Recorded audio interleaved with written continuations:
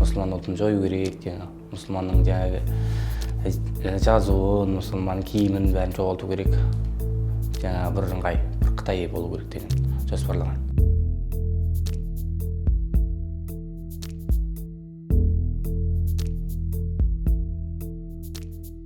The Chinese government has long treated the Turkic Muslim population of Xinjiang with disdain and hostility.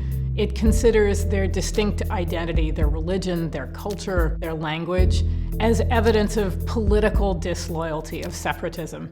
And since the new party secretary, Chen Chuanguo, came to power in the region 2 years ago, the authorities have stepped up their Strike Hard campaign, which is designed on paper to eradicate terrorist threats, but in reality is being used to justify massive abuses across the region, including the establishment of political education camps in which people are forced to swear their loyalty to the party and the government. 소소는 мемлекеттің маузудың жырларын, сосын Шинжипиннің мың жасауын, өзің жалпы Қытай халқының өмір тарихын жырлау деп ғой, сондай.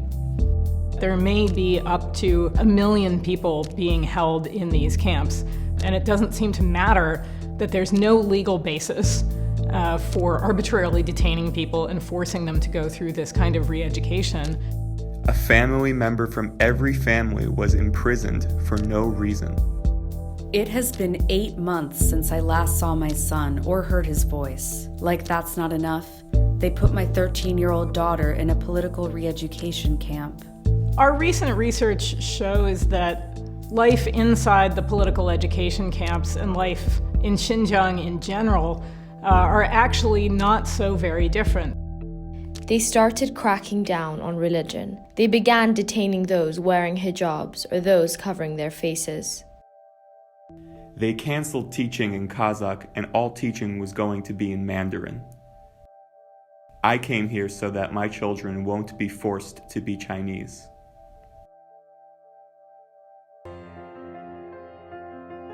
A number of scholars and journalists have described Xinjiang today as being the contemporary police state. The region is awash in security forces, in checkpoints, metal detectors. It's almost impossible to do anything outside the line of the authorities' sight.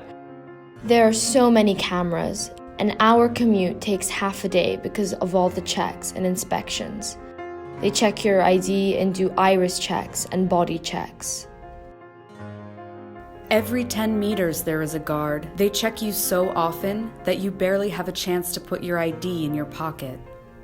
They inspect us all day long. What kind of life is that?